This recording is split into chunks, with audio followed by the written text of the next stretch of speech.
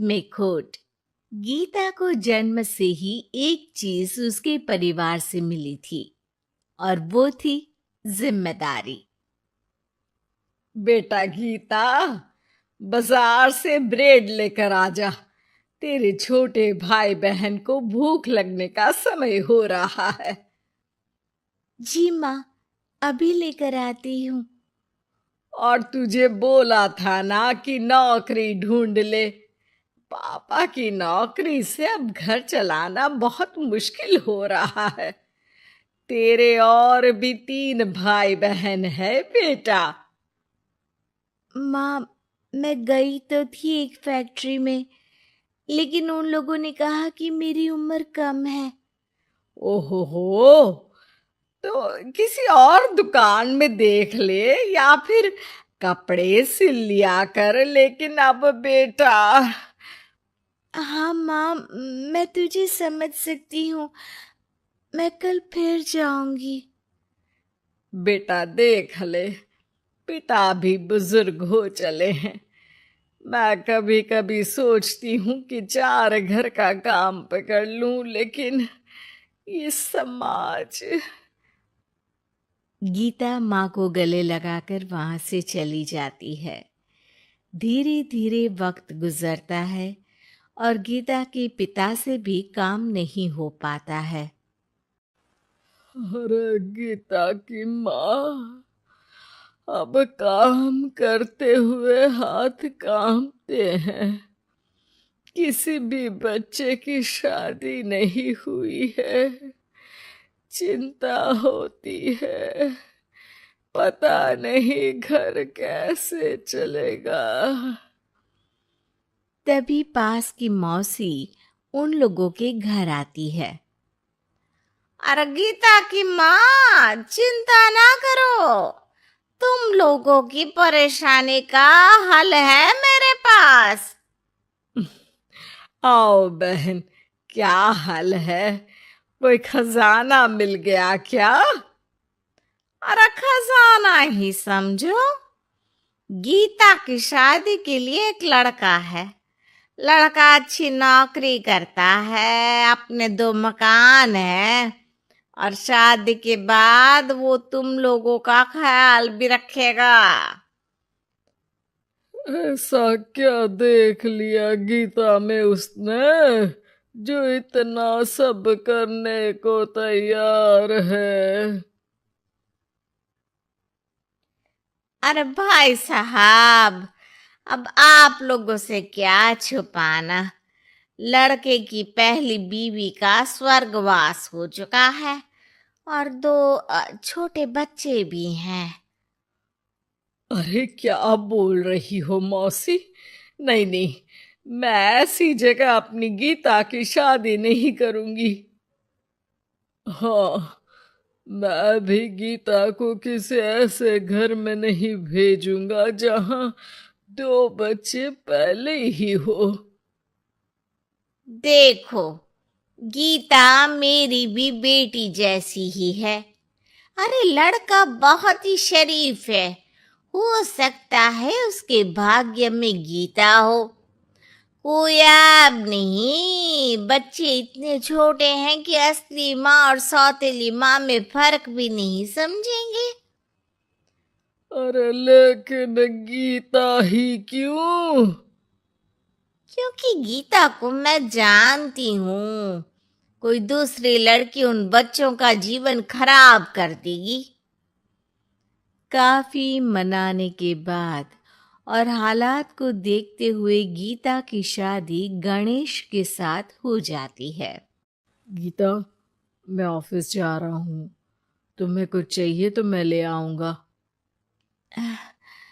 मुझे कुछ पैसे दे दीजिए, मैं घर जाना चाहती हूँ। अरे लेकिन बच्चे। आप बच्चों की चिंता मत करिए, वो भी नानी का घर देख लेंगे। गणेश को गीता की बात अच्छी लगती है। वो उसे पैसे देकर ऑफिस चला जाता है। गीता दोनों बच्चों को लेकर माँ के पास जाती है। अरे मेरे नाती और नातिन, कितने प्यारे बच्चे हैं गीता। हाँ माँ, ये तो दोनों बच्चे मेरे ही हैं। चलो जाओ, अपने मामा और मौसी के साथ खेलो। फिर क्या था, गणेश के बच्चों को ननिहाल और गीता को अपने घर को पालने के लिए गणेश का सहारा मिल जाता है। माँ, ये पैसे ले ले, इनसे तो घर की टूटी छत बनवा लेना और राशन डाल लेना। और हाँ, मैं ना ये कपड़े भाई बहनों के लिए लाई हूँ। धीरे धीरे गीता का घर भी संवरने लगता है। वो अपने ससुराल में भी अच्छे से रहती है और फिर गीता को एक बेटा होता है। गीता, तुम चाहो तो अपनी माँ को यहाँ मदद के लिए बुला सकती हो। फिर क्या था, गीता की माँ बेटी के घर आ जाती है। लेकिन अब उसकी माँ गीता के बेटे और गणेश की पहली बीवी के बेटे से भेदभाव करने लगती है। अरे, सारा दूध तू ही पी जाएगा, चल छोटे भाई को दे गिलास। लेकिन नानी, ये तो मेरा दूध है, वो अपना ग्लास खत्म कर चुका है। अरे चुप, बिल्कुल चुप, बड़ा आया मेरा गिलास वाला। तभी वहां गीता आ जाती है। माँ, ये क्या बोल रही है? वो छोटा है और बहुत दूध है किचन में। अरे बहुत है तो क्या सारा इस सांप को पिला देगी? अपने बेटे का ख्याल रख, कल को तेरे दो घर में से एक का हक मांगेगा तो क्या करेगी? माँ, तो दोनों का ही तो हक है ना प्रॉपर्टी में। अरे ना बेटा, सारा हक इस छोटे का है, तू समझती नहीं। कल को बड़ा होकर ये तेरे बेटे को जान से भी तो मार सकता है। अब माँ सारा दिन गीता को गणेश की पहली पत्नी के खिलाफ कान भरती। अब गीता भी माँ के रंग में रंग जाती है। एक दिन, सुनिए ना, हम लोगों के दो घर हैं, एक घर क्यों ना मेरे बड़े भाई को दे दे, उसकी शादी हो गई है। और फिर हमारे तो दोनों बच्चे छोटे हैं, बड़े होंगे तब तक तो वो घर हमारे काम का नहीं है ना जी।